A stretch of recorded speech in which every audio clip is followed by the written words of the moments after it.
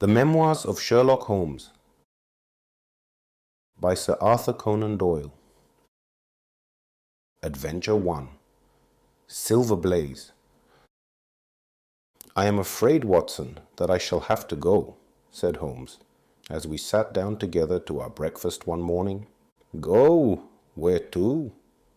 "To Dartmoor, to King's Pyland." I was not surprised. Indeed, my only wonder was that he had not already been mixed up in this extraordinary case, which was the one topic of conversation through the length and breadth of England. For a whole day, my companion had rambled about the room with his chin upon his chest and his brows knitted, charging and recharging his pipe with the strongest black tobacco, and absolutely deaf to any of my questions or remarks. Fresh editions of every paper had been sent up by our newsagent, only to be glanced over and tossed down into a corner. Yet, silent as he was, I knew perfectly well what it was over which he was brooding. There was but one problem before the public which could challenge his powers of analysis, and that was the singular disappearance of the favourite for the Wessex Cup and the tragic murder of its trainer. When, therefore, he suddenly announced his intention of setting out for the scene of the drama, it was only what I had both expected and hoped for. "I should be most happy to go down with you if I should not be in the way," said I. "My dear Watson, you would confer a great favour upon me by coming, and I think that your time will not be misspent, for there are points about the case which promise to make it an absolutely unique one. We have, I think, just time to catch our train at Paddington, and I will go further into the matter upon our journey. You would oblige me by bringing with you your very excellent field glass." And so it happened that an hour or so later I found myself in the corner of a first-class carriage flying along en route for Exeter, while Sherlock Holmes, with his sharp, eager face framed in his ear-flap travelling cap, dipped rapidly into the bundle of fresh papers which he had procured at Paddington. We had left Reading far behind us before he thrust the last one of them under the seat and offered me his cigar case. "We are going well," said he, looking out of the window and glancing at his watch. "Our rate at present is 53.5 miles an hour." "I have not observed the quarter-mile posts," said I. "Nor have I. But the telegraph posts upon this line are 60 yards apart, and the calculation is a simple one. I presume that you have looked into this matter of the murder of John Straker and the disappearance of Silver Blaze. I have seen what the Telegraph and the Chronicle have to say. It is one of those cases where the art of the reasoner should be used rather for the sifting of details than for the acquiring of fresh evidence. The tragedy has been so uncommon, so complete, and of such personal importance to so many people, that we are suffering from a plethora of surmise, conjecture, and hypothesis. The difficulty is to detach the framework of fact, of absolute undeniable fact, from the embellishments of theorists and reporters. Then, having established ourselves upon this sound basis, it is our duty to see what inferences may be drawn and what are the special points upon which the whole mystery turns. On Tuesday evening, I received telegrams from both Colonel Ross, the owner of the horse, and from Inspector Gregory, who is looking after the case, inviting my cooperation. "Tuesday evening!" I exclaimed. "And this is Thursday morning? Why didn't you go down yesterday?" "Because I made a blunder, my dear Watson, which is, I'm afraid, a more common occurrence than anyone would think, who only knew me through your memoirs. The fact is that I could not believe it possible that the most remarkable horse in England could long remain concealed, especially in so sparsely inhabited a place as the north of Dartmoor. From hour to hour yesterday I expected to hear that he had been found, and that his abductor was the murderer of John Straker. When, however, another morning had come, and I found that beyond the arrest of young Fitzroy Simpson nothing had been done, I felt that it was time for me to take action. Yet in some ways, I feel that yesterday has not been wasted. You have formed a theory then? At least I have got a grip of the essential facts of the case. I shall enumerate them to you, for nothing clears up a case so much as stating it to another person, and I can hardly expect your cooperation if I do not show you the position from which we start. I lay back against the cushions, puffing at my cigar, while Holmes, leaning forward, with his long, thin forefinger, checking off the points upon the palm of his left hand, gave me a sketch of the events which had led to our journey. "Silver Blaze," said he, "is from the Somermy stock, and holds as brilliant a record as his famous ancestor. He is now in his 5th year, and has brought in turn each of the prizes of the turf to Colonel Ross, his fortunate owner. Up to the time of the catastrophe, he was the first favourite for the Wessex Cup, the betting being 3-1 on him. He has always, however, been a prime favourite with the racing public, and has never yet disappointed them, so that even at those odds, enormous sums of money have been laid upon him. It is obvious, therefore, that there were many people who had the strongest interest in preventing Silver Blaze from being there at the fall of the flag next Tuesday. The fact was, of course, appreciated at King's Pyland, where the Colonel's training stable is situated. Every precaution was taken to guard the favourite. The trainer, John Straker, is a retired jockey who rode in Colonel Ross's colours before he became too heavy for the weighing chair. He has served the Colonel for 5 years as jockey and for 7 as trainer, and has always shown himself to be a zealous and honest servant. Under him were 3 lads, for the establishment was a small one, containing only 4 horses in all. One of these lads sat up each night in the stable, while the others slept in the loft. All 3 bore excellent characters.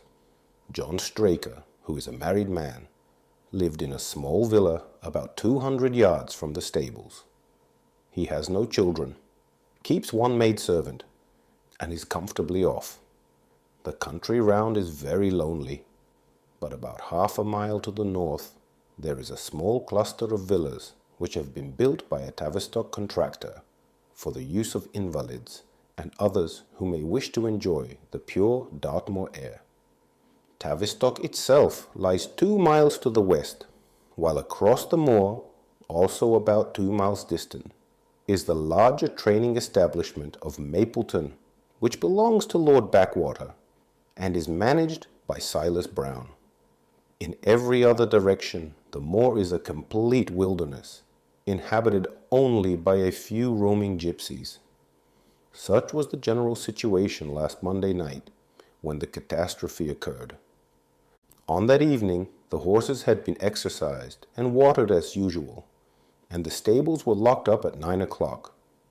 2 of the lads walked up to the trainer's house, where they had supper in the kitchen, while the third, Ned Hunter, remained on guard. At a few minutes after 9, the maid, Edith Baxter, carried down to the stables his supper, which consisted of a dish of curried mutton. She took no liquid, as there was a water tap in the stables, and it was the rule that the lad on duty should drink nothing else. The maid carried a lantern with her, as it was very dark and the path ran across the open moor. Edith Baxter was within 30 yards of the stables when a man appeared out of the darkness and called to her to stop. As he stepped into the circle of yellow light thrown by the lantern, she saw that he was a person of gentlemanly bearing, dressed in a grey suit of tweeds, with a cloth cap. He wore gaiters and carried a heavy stick with a knob to it. She was most impressed, however, by the extreme pallor of his face and by the nervousness of his manner. His age, she thought, would be rather over 30 than under it. "Can you tell me where I am?" he asked. "I had almost made up my mind to sleep on the moor when I saw the light of your lantern." "You are close to the king's pile and training stables," said she. "Oh, indeed, what a stroke of luck!" he cried. "I understand that a stable boy sleeps there alone every night. Perhaps that is his supper, which you are carrying to him. Now, I am sure that you would not be too proud to earn the price of a new dress. Would you?" He took a piece of white paper, folded up, out of his waistcoat pocket. "See that the boy has this tonight, and you shall have the prettiest frock that money can buy." She was frightened by the earnestness of his manner, and ran past him to the window through which she was accustomed to hand the meals. It was already opened, and Hunter was seated at the small table inside. She had begun to tell him of what had happened, when the stranger came up again. "Good evening," said he, looking through the window. "I wanted to have a word with you." The girl has sworn that as he spoke, she noticed the corner of the little paper packet protruding from his closed hand. "What business have you here?" asked the lad. "It's business that may put something into your pocket," said the other. "You've 2 horses in for the Wessex Cup, Silver Blaze and Bayard. Let me have the straight tip, and you won't be a loser. Is it a fact that at the weights Bayard could give the other 100 yards in 5 furlongs, and that the stable have put their money on him?" "So you're one of those damned touts," cried the lad. "I'll show you how we serve them in King's Pyland." He sprang up and rushed across the stable to unloose the dog. The girl fled away to the house, but as she ran, she looked back and saw that the stranger was leaning through the window. A minute later, however, when Hunter rushed out with the hound, he was gone, and though he ran all round the buildings, he failed to find any trace of him. "One moment," I asked. "Did the stable boy, when he ran out with the dog, leave the door unlocked behind him?" "Excellent, Watson, excellent," murmured my companion.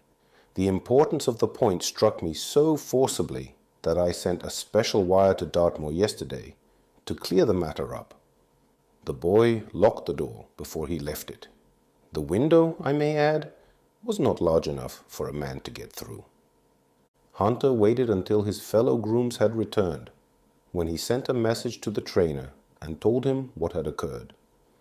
Straker was excited at hearing the account, although he does not seem to have quite realized its true significance. It left him, however, vaguely uneasy, and Mrs. Straker, waking at 1 in the morning, found that he was dressing. In reply to her inquiries, he said that he could not sleep on account of his anxiety about the horses, and that he intended to walk down to the stables to see that all was well. She begged him to remain at home, as she could hear the rain pattering against the window, but in spite of her entreaties, he pulled on his large mackintosh and left the house. Mrs. Straker awoke at 7 in the morning to find that her husband had not yet returned. She dressed herself hastily, called the maid, and set off for the stables. The door was open. Inside, huddled together upon a chair, Hunter was sunk in a state of absolute stupor. The favorite stall was empty, and there were no signs of his trainer. The 2 lads who slept in the chaff-cutting loft above the harness room were quickly aroused. They had heard nothing during the night, for they are both sound sleepers. Hunter was obviously under the influence of some powerful drug, and as no sense could be got out of him, he was left to sleep it off while the 2 lads and the 2 women ran out in search of the absentees. They still had hopes that the trainer had for some reason taken out the horse for early exercise, but on ascending the knoll near the house, from which all the neighboring moors were visible, they not only could see no signs of the missing favorite, but they perceived something which warned them that they were in the presence of a tragedy. About a quarter of a mile from the stables, John Straker's overcoat was flapping from a furze bush. Immediately beyond, there was a bowl-shaped depression in the moor, and at the bottom of this was found the dead body of the unfortunate trainer. His head had been shattered by a savage blow from some heavy weapon, and he was wounded on the thigh, where there was a long, clean cut, inflicted evidently by some very sharp instrument. It was clear, however, that Straker had defended himself vigorously against his assailants, for in his right hand he held a small knife, which was clotted with blood up to the handle, while in his left he clasped a red and black silk cravat, which was recognized by the maid as having been worn on the preceding evening by the stranger who had visited the stables. Hunter, on recovering from his stupor, was also quite positive as to the ownership of the cravat.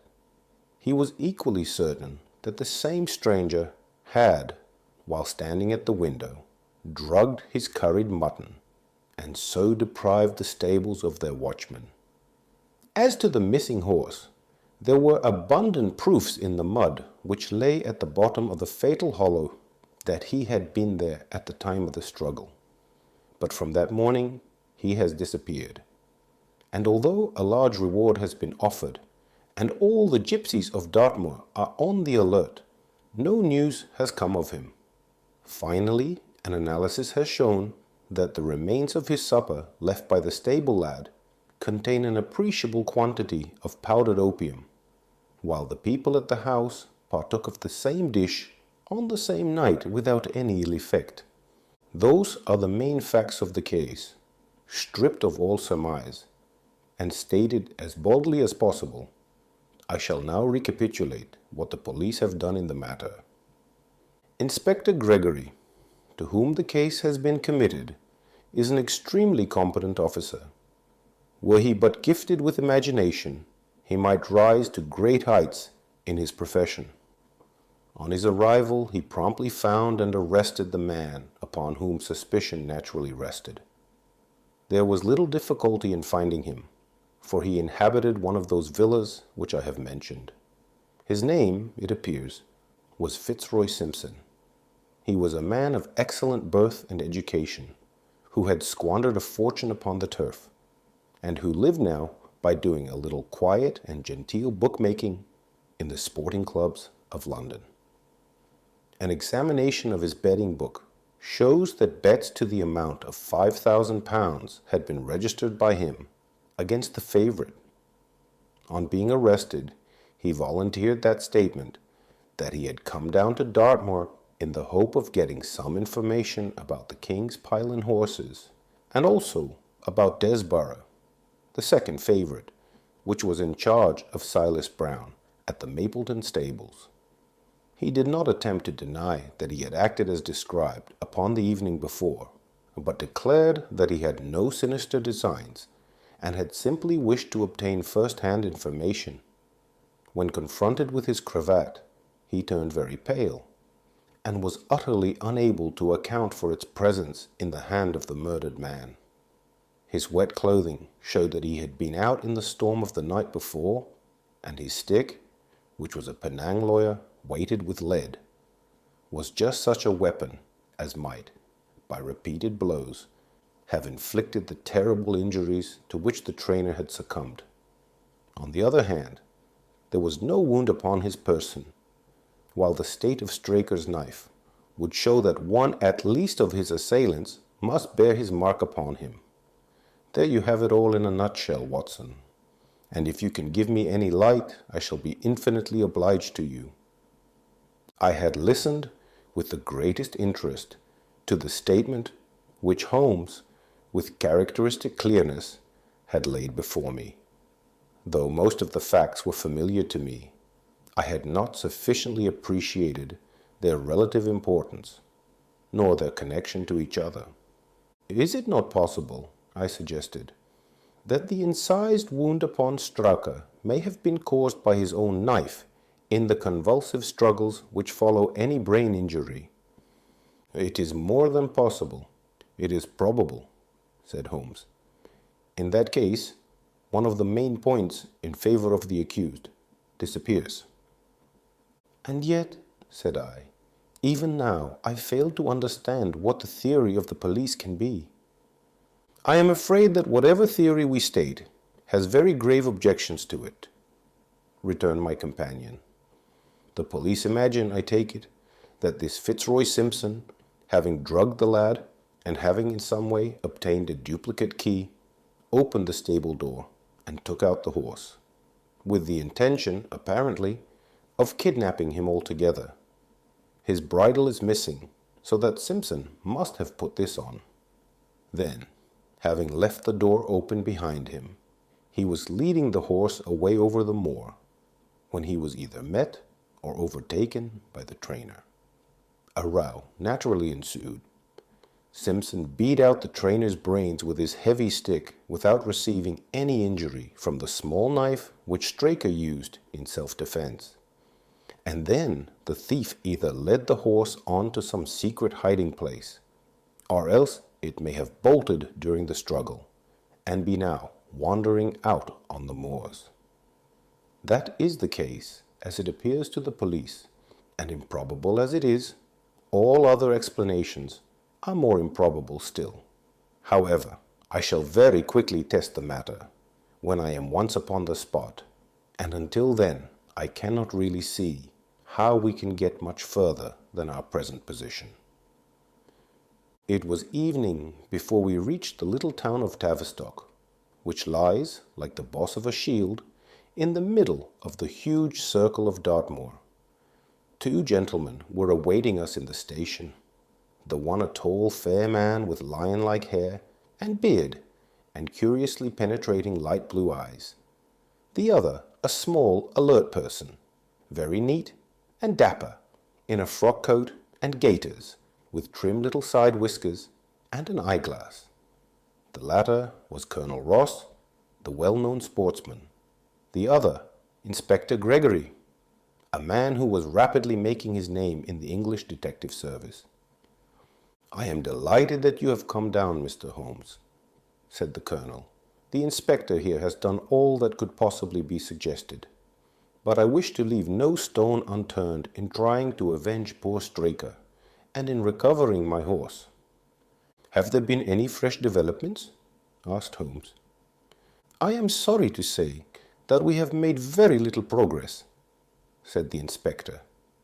"We have an open carriage outside, and as you would no doubt like to see the place before the light fails, we might talk it over as we drive." A minute later, we were all seated in a comfortable landau, and were rattling through the quaint old Devonshire city. Inspector Gregory was full of his case, and poured out a stream of remarks, while Holmes threw in an occasional question or interjection. Colonel Ross leaned back with his arms folded and his hat tilted over his eyes, while I listened with interest to the dialogue of the two detectives. Gregory was formulating his theory, which was almost exactly what Holmes had foretold in the train. "The net is drawn pretty close round Fitzroy Simpson," he remarked, "and I believe myself that he is our man. At the same time, I recognize that the evidence is purely circumstantial, and that some new development may upset it. How about Straker's knife? We have quite come to the conclusion that he wounded himself in his fall. My friend Dr. Watson made that suggestion to me as we came down.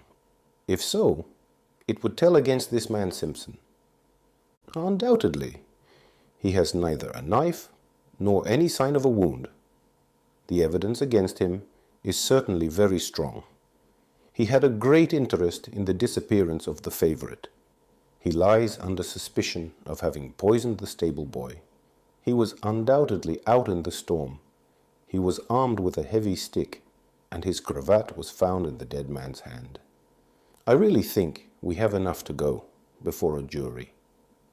Holmes shook his head. "A clever counsel would tear it all to rags," said he. "Why should he take the horse out of the stable? If he wished to injure it, why could he not do it there? Has a duplicate key been found in his possession? What chemist sold him the powdered opium? Above all, Where could he, a stranger to the district, hide a horse, and such a horse as this? What is his own explanation as to the paper which he wished the maid to give to the stable boy? He says that it was a £10 note. One was found in his purse. But your other difficulties are not so formidable as they seem. He is not a stranger to the district. He has twice lodged at Tavistock in the summer. The opium was probably brought from London. The key, having served its purpose, would be hurled away. The horse may be at the bottom of one of the pits, or old mines upon the moor. What does he say about the cravat? He acknowledges that it is his, and declares that he had lost it. But a new element has been introduced into the case which may account for his leading the horse from the stable. Holmes pricked up his ears. We have found traces which show that a party of gypsies encamped on Monday night within a mile of the spot where the murder took place. On Tuesday, they were gone. Now, presuming that there was some understanding between Simpson and these gypsies, might he not have been leading the horse to them when he was overtaken, and may they not have him now? It is certainly possible. The moor is being scoured for these gypsies. I have also examined every stable and outhouse in Tavistock, and for a radius of 10 miles. There is another training stable quite close, I understand? Yes, and that is a factor which we must certainly not neglect. As Desborough, their horse, was second in the betting, they had an interest in the disappearance of the favourite. Silas Brown, the trainer, is known to have had large bets upon the event, and he was no friend to poor Straker. We have, however, examined the stables, and there is nothing to connect him with the affair. And nothing to connect this man Simpson with the interests of the Mapleton stables? Nothing at all. Holmes leaned back in the carriage, and the conversation ceased. A few minutes later, our driver pulled up at a neat little red brick villa with overhanging eaves which stood by the road. Some distance off, across a paddock, lay a long, grey-tiled outbuilding. In every other direction, the low curves of the moor, bronze-coloured from the fading ferns, stretched away to the skyline, broken only by the steeples of Tavistock, and by a cluster of houses away to the westward, which marked the Mapleton stables. We all sprang out with the exception of Holmes, who continued to lean back with his eyes fixed upon the sky in front of him, entirely absorbed in his own thoughts. It was only when I touched his arm that he roused himself with a violent start and stepped out of the carriage. A horse. "Excuse me," said he, turning to Colonel Ross, who had looked at him in some surprise. "I was daydreaming." There was a gleam in his eyes and a suppressed excitement in his manner which convinced me, used as I was to his ways, that his hand was upon a clue, though I could not imagine where he had found it. "Perhaps you would prefer at once to go on to the scene of the crime, Mr. Holmes?" said Gregory. "I think that I should prefer to stay here a little and go into one or two questions of detail. Straker was brought back here, I presume?" "Yes, he lies upstairs. The inquest is tomorrow." "He has been in your service some years, Colonel Ross?" "I have always found him an excellent servant." "I presume that you made an inventory of what he had in his pockets at the time of his death, Inspector?" "I have the things themselves in the sitting room, if you would care to see them." "I should be very glad." We all filed into the front room and sat round the central table, while the inspector unlocked a square tin box and laid a small heap of things before us. There was a box of Vestas, 2 inches of tallow candle, an ADP briar root pipe, a pouch of sealskin with half an ounce of long-cut Cavendish, a silver watch with a gold chain, 5 sovereigns in gold, an aluminum pencil case, a few papers, and an ivory-handled knife with a very delicate, inflexible blade marked Weiss and Company, London. This is a very singular knife, said Holmes, lifting it up and examining it minutely. I presume, as I see bloodstains upon it, that it is the one which was found in the dead man's grasp. Watson, this knife is surely in your line? It is what we call a cataract knife, said I. I thought so. A very delicate blade devised for very delicate work. A strange thing for a man to carry with him upon a rough expedition, especially as it would not shut in his pocket.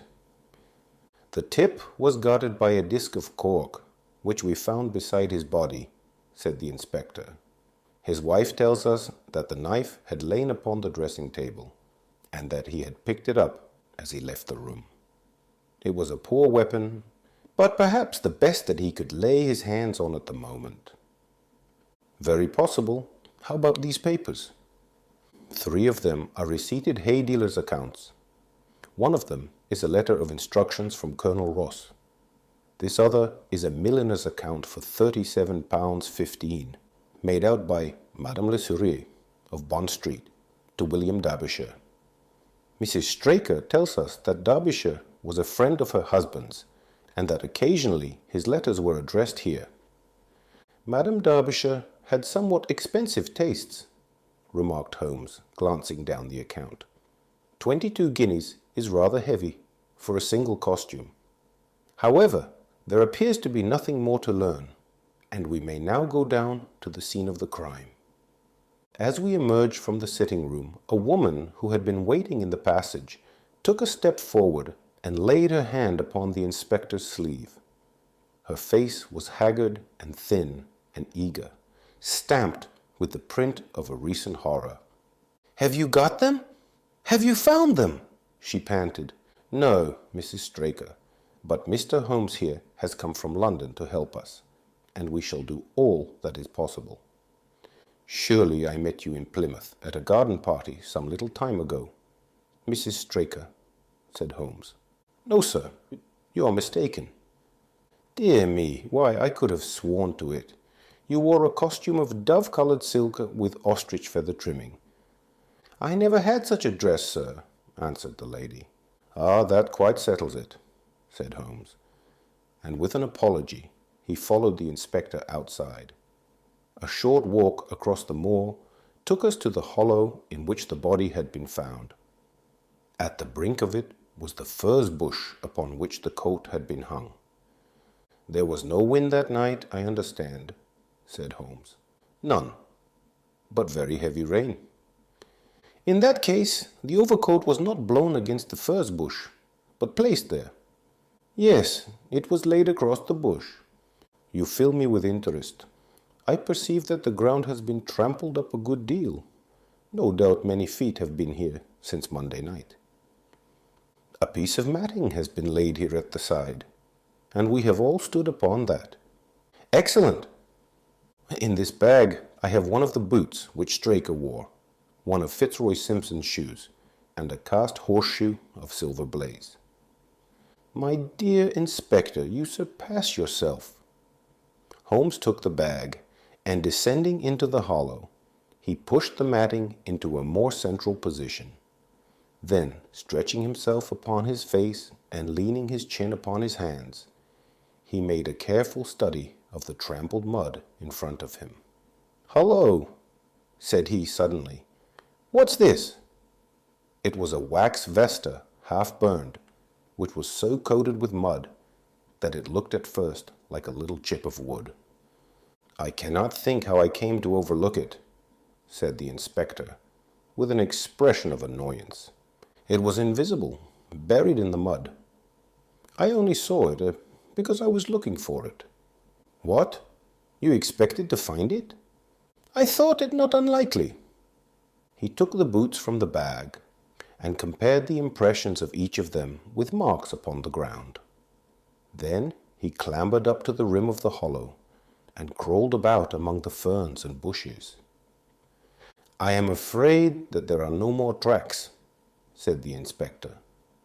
"I have examined the ground very carefully for 100 yards in each direction."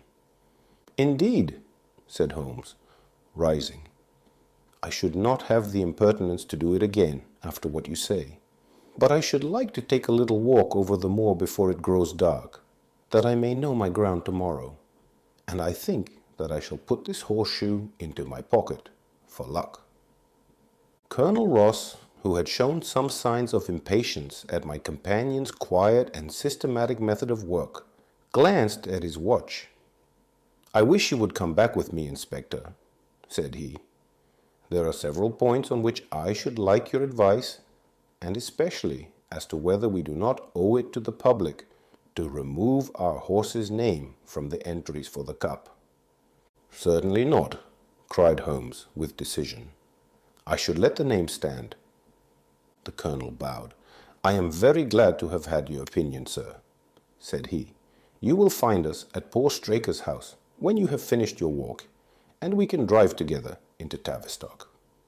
He turned back with the inspector, while Holmes and I walked slowly across the moor. The sun was beginning to sink behind the stables of Mapleton, and the long, sloping plain in front of us was tinged with gold, deepening into rich, ruddy browns where the faded ferns and brambles caught the evening light. But the glories of the landscape were all wasted upon my companion, who was sunk in the deepest thought. "It's this way, Watson," said he at last. "We may leave the question of who killed John Straker for the instant, and confine ourselves to finding out what has become of the horse. Now, supposing that he broke away during or after the tragedy, where could he have gone to? The horse is a very gregarious creature. If left to himself, his instincts would have been either to return to King's Pyland or go over to Mapleton. Why should he run wild upon the moor? He would surely have been seen by now. And why should gypsies kidnap him? These people always clear out when they hear of trouble, for they do not wish to be pestered by the police. They could not hope to sell such a horse. They would run a great risk and gain nothing by taking him. Surely that is clear. Where is he then? I have already said that he must have gone to King's Pyland or to Mapleton. He is not at King's Pyland, therefore he is at Mapleton. Let us take that as a working hypothesis and see what it leads us to. This part of the moor, as the inspector remarked, is very hard and dry, but it falls away towards Mapleton, and you can see from here that there is a long hollow over yonder, which must have been very wet on Monday night. If our supposition is correct, then the horse must have crossed that. And there is the point where we should look for his tracks. We had been walking briskly during this conversation, and a few more minutes brought us to the hollow in question. At Holmes's request, I walked down the bank to the right, and he to the left. But I had not taken 50 paces before I heard him give a shout, and saw him waving his hand to me. The track of a horse was plainly outlined in the soft earth in front of him, and the shoe which he took from his pocket exactly fitted the impression. "See the value of imagination," said Holmes. "It is the one quality which Gregory lacks. We imagined what might have happened, acted upon the supposition, and find ourselves justified. Let us proceed." We crossed the marshy bottom and passed over a quarter of a mile of dry, hard turf. Again the ground sloped, and again we came on the tracks. Then we lost them for half a mile, but only to pick them up once more, quite close to Mapleton.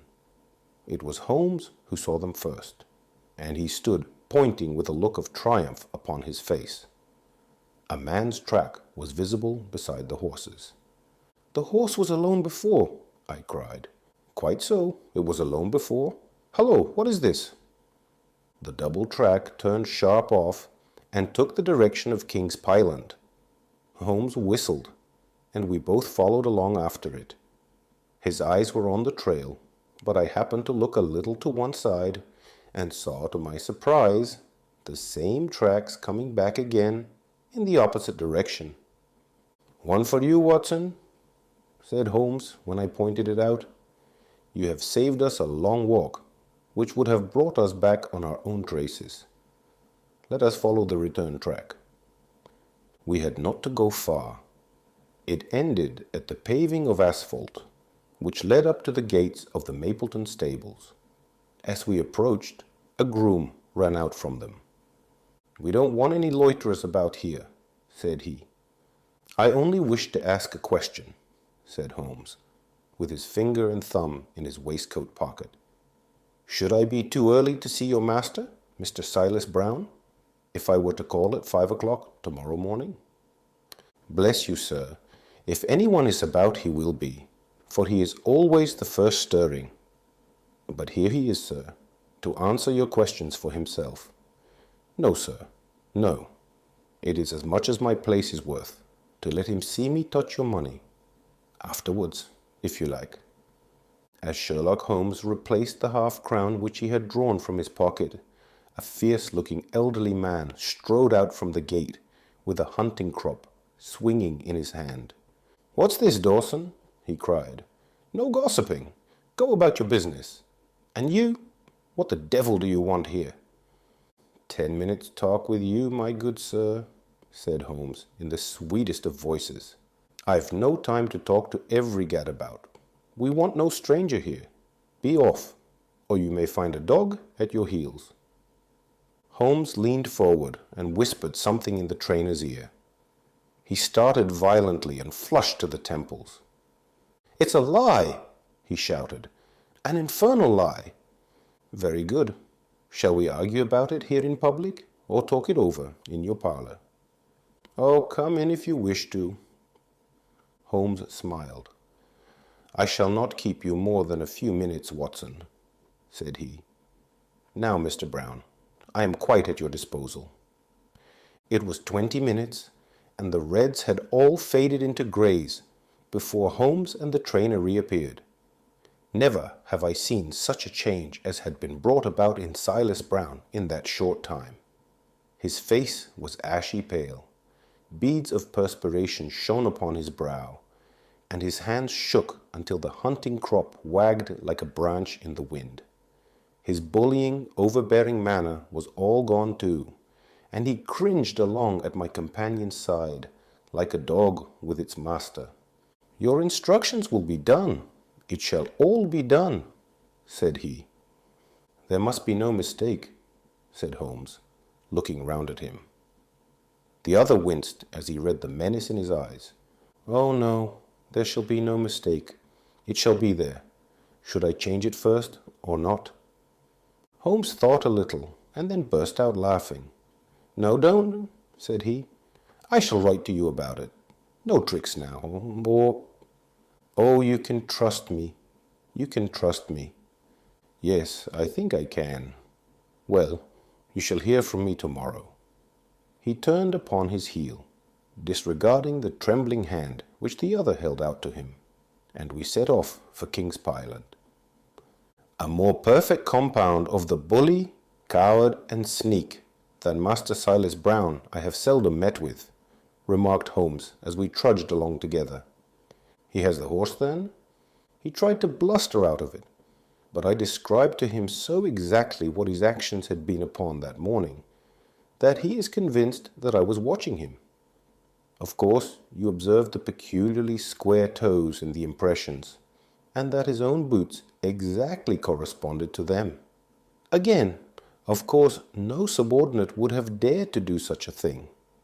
I described to him how, when according to his custom, he was the first down, he perceived a strange horse wandering over the moor, how he went out to it, and his astonishment at recognizing from the white forehead, which has given the favorite its name, that chance had put in his power the only horse which could beat the one upon which he had put his money.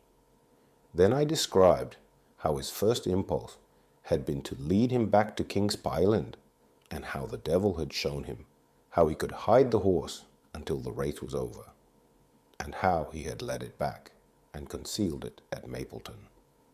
When I told him every detail, he gave it up, and thought only of saving his own skin. But his stables had been searched? Oh, an old horse faker like him has many a dodge. But are you not afraid to leave the horse in his power now, since he has every interest in injuring it? My dear fellow, he will guard it as the apple of his eye. He knows that his only hope of mercy is to produce it safe. Colonel Ross did not impress me as a man who would be likely to show much mercy in any case. The matter does not rest with Colonel Ross. I follow my own methods and tell as much or as little as I choose. That is the advantage of being unofficial. I don't know whether you observed it, Watson, but the Colonel's manner has been just a trifle cavalier to me. I am inclined now to have a little amusement at his expense. Say nothing to him about the horse. Certainly not without your permission. And of course, this is all quite a minor point, compared to the question of who killed John Straker. And you will devote yourself to that. On the contrary, we both go back to London by the night train. I was thunderstruck by my friend's words. We had only been a few hours in Devonshire, and that he should give up an investigation which he had begun so brilliantly was quite incomprehensible to me. Not a word more could I draw from him until we were back at the trainer's house. The colonel and the inspector were awaiting us in the parlour. My friend and I returned to town by the night express, said Holmes. We have had a charming little breath of your beautiful Dartmoor air. The inspector opened his eyes, and the colonel's lip curled in a sneer. So you despair of arresting the murderer of poor Straker, said he. Holmes shrugged his shoulders. There are certainly grave difficulties in the way, said he. I have every hope, however, that your horse will start upon Tuesday, and I beg that you will have your jockey in readiness. Might I ask for a photograph of Mr. John Straker? The inspector took one from an envelope and handed it to him. My dear Gregory, you anticipate all my wants. If I might ask you to wait here for an instant, I have a question which I should like to put to the maid. I must say that I am rather disappointed in our London consultant, said Colonel Ross bluntly, as my friend left the room. I do not see that we are any further than when he came. At least you have his assurance that your horse will run, said I. Yes, I have his assurance, said the colonel, with a shrug of his shoulders. I should prefer to have the horse. I was about to make some reply in defense of my friend when he entered the room again. Now, gentlemen, said he, I am quite ready for Tavistock. As we stepped into the carriage, one of the stable lads held the door open for us. A sudden idea seemed to occur to Holmes, for he leaned forward and touched the lad upon the sleeve. You have a few sheep in the paddock, he said. Who attends to them? I do, sir.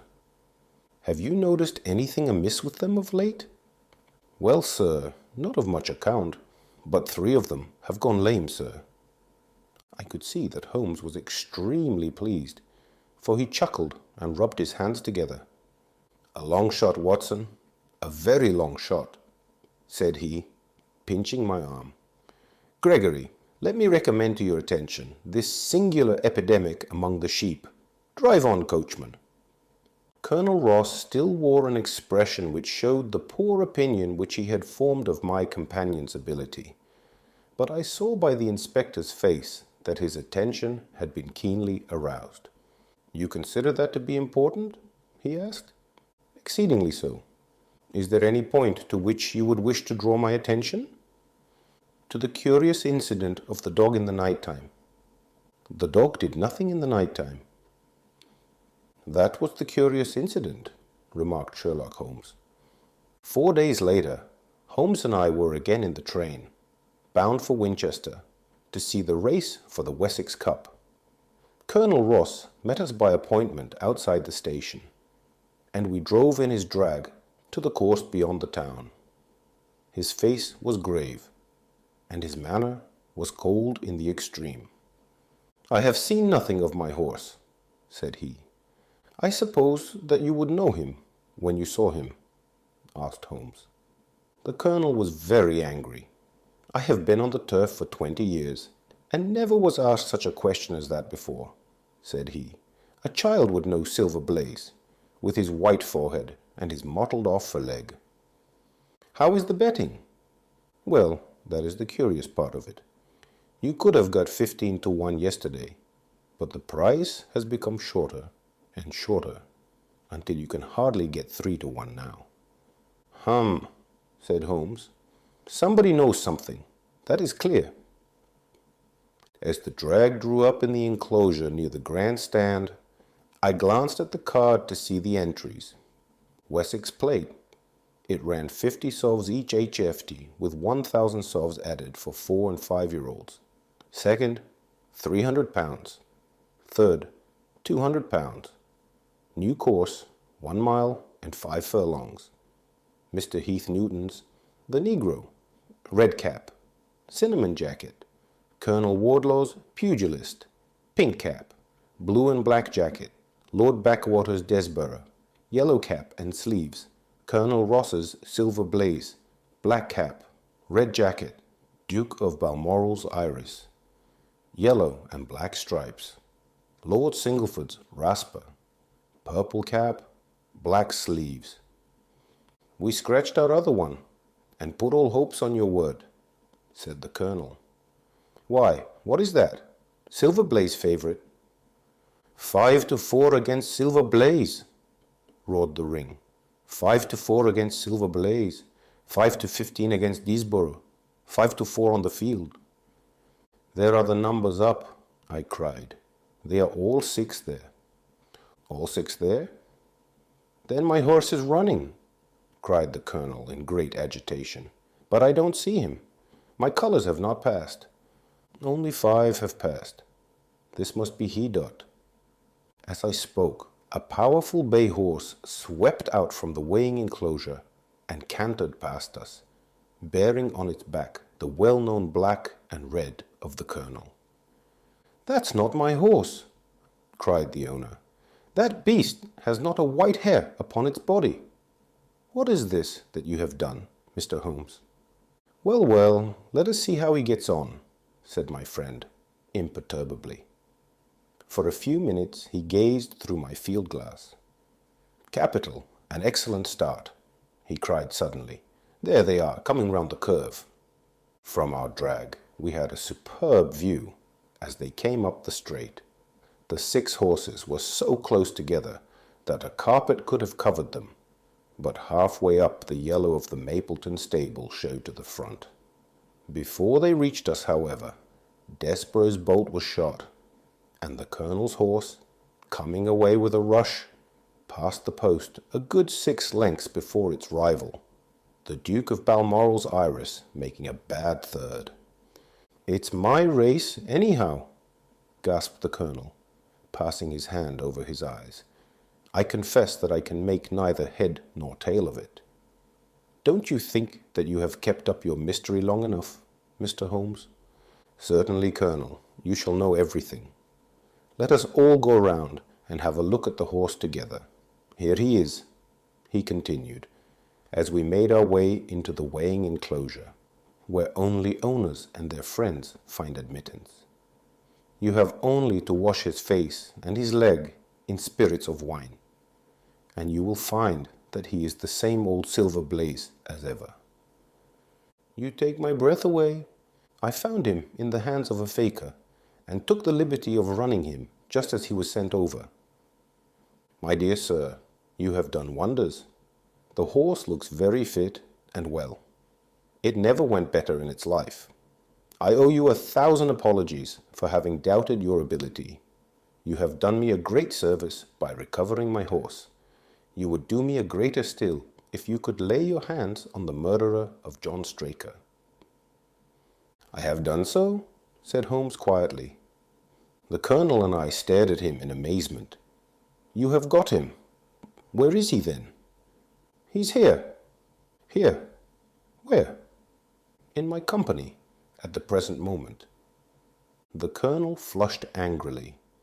I quite recognize that I am under obligations to you, Mr. Holmes, said he, but I must regard what you have just said as either a very bad joke or an insult. Sherlock Holmes laughed. I assure you that I have not associated you with the crime, Colonel," said he. "The real murderer is standing immediately behind you." He stepped past and laid his hand upon the glossy neck of the thoroughbred. "The horse!" cried both the Colonel and myself. "Yes, the horse. And it may lessen his guilt if I say that it was done in self-defense, and that John Straker was a man who was entirely unworthy of your confidence. But there goes the bell, and as I stand to win a little on this next race, I shall defer a lengthy explanation until a more fitting time." We had the corner of a Pullman car to ourselves that evening, as we whirled back to London, and I fancy that the journey was a short one to Colonel Ross, as well as to myself, as we listened to our companion's narrative of the events which had occurred at the Dartmoor training stables upon the Monday night, and the means by which he had unravelled them. "I confess," said he, "that any theories which I had formed from the newspaper reports were entirely erroneous. And yet there were indications there, had they not been overlaid by other details which concealed their true import. I went to Devonshire with the conviction that Fitzroy Simpson was the true culprit, although, of course, I saw that the evidence against him was by no means complete. It was while I was in the carriage, just as we reached the trainer's house, that the immense significance of the curried mutton occurred to me. You may remember that I was distrait and remained sitting after you had all alighted. I was marvelling in my own mind how I could possibly have overlooked so obvious a clue. "I confess," said the Colonel, "that even now I cannot see how it helps us. It was the first link in my chain of reasoning. Powdered opium is by no means tasteless. The flavor is not disagreeable, but it is perceptible. Were it mixed with any ordinary dish, the eater would undoubtedly detect it, and would probably eat no more. A curry was exactly the medium which would disguise this taste. By no possible supposition could this stranger, Fitzroy Simpson, have caused curry to be served in the trainer's family that night, and it is surely too monstrous a coincidence to suppose that he happened to come along with powdered opium upon the very night when a dish happened to be served, which would disguise the flavor. That is unthinkable. Therefore, Simpson becomes eliminated from the case, and our attention centers upon Straker and his wife, the only two people who could have chosen curried mutton for supper that night. The opium was added after the dish was set aside for the stable boy, for the others had the same for supper, with no ill effects. Which of them, then, had access to that dish without the maid seeing them? Before deciding that question, I had grasped the significance of the silence of the dog, for one true inference invariably suggests others. The Simpson incident had shown me that a dog was kept in the stables, and yet, though someone had been in and had fetched out a horse, he had not barked enough to arouse the two lads in the loft. Obviously, the midnight visitor was someone whom the dog knew well. I was already convinced, or almost convinced, that John Straker went down to the stables in the dead of the night and took out Silver Blaze. For what purpose? For a dishonest one, obviously. Or why should he drug his own stable boy? And yet I was at a loss to know why. There have been cases before now where trainers have made sure of great sums of money by laying against their own horses through agents and then preventing them from winning by fraud. Sometimes it is a pulling jockey. Sometimes it is some surer and subtler means. What was it here? I hoped that the contents of his pockets might help me to form a conclusion. And they did so. You cannot have forgotten the singular knife which was found in the dead man's hand. A knife which certainly no sane man would choose for a weapon. It was, as Dr. Watson told us, a form of knife which is used for the most delicate operations known in surgery. And it was to be used for a delicate operation that night. You must know, with your wide experience of turf matters, Colonel Ross, that it is possible to make a slight nick upon the tendons of a horse's ham, and to do it subcutaneously, so as to leave absolutely no trace. A horse so treated would develop a slight lameness, which would be put down to a strain in exercise or a touch of rheumatism, but never to foul play. "Villain! Scoundrel!" cried the colonel. We have here the explanation of why John Straker wished to take the horse out onto the moor. So spirited a creature would have certainly roused the soundest of sleepers when it felt the prick of the knife. It was absolutely necessary to do it in the open air. "I have been blind!" cried the colonel. Of course, that was why he needed the candle and struck the match. Undoubtedly. But in examining his belongings, I was fortunate enough to discover not only the method of the crime, but even its motives. As a man of the world, Colonel, you know that men do not carry other people's bills about in their pockets. We have most of us quite enough to do to settle our own. I at once concluded that Straker was leading a double life and keeping a second establishment.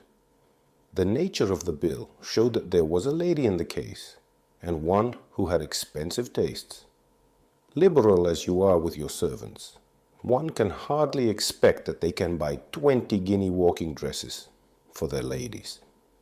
I questioned Mrs. Straker as to the dress without her knowing it, and having satisfied myself that it had never reached her, I made a note of the milliner's address, and felt that by calling there with Straker's photograph, I could easily dispose of the mythical Derbyshire. From that time on, all was plain. Straker had led out the horse to a hollow where his light would be invisible. Simpson, in his flight, had dropped his cravat, and Straker had picked it up, with some idea, perhaps, that he might use it in securing the horse's leg. Once in the hollow, he had got behind the horse and had struck a light, but the creature, frightened at the sudden glare, and with the strange instinct of animals feeling that some mischief was intended, had lashed out, and the steel shoe had struck Straker full on the forehead. He had already, in spite of the rain, taken off his overcoat in order to do his delicate task, and so, as he fell, his knife gashed his thigh. Do I make it clear? "Wonderful!" cried the colonel. "Wonderful! You might have been there." My final shot was, I confess, a very long one.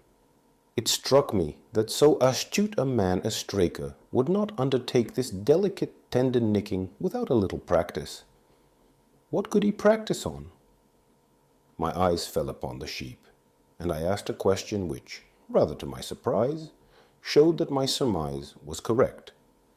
When I returned to London, I called upon the milliner, who had recognized Straker as an excellent customer of the name of Derbyshire, who had a very dashing wife, with a strong partiality for expensive dresses. I have no doubt that this woman had plunged him over head and ears in debt, and so led him into this miserable plot. "You have explained all but one thing," cried the colonel. "Where was the horse?" "Ah, it bolted and was cared for by one of your neighbors. We must have an amnesty in that direction, I think. This is Clapham Junction, if I am not mistaken, and we shall be in Victoria in less than 10 minutes. If you care to smoke a cigar in our rooms, Colonel, I shall be happy to give you any other details which might interest you."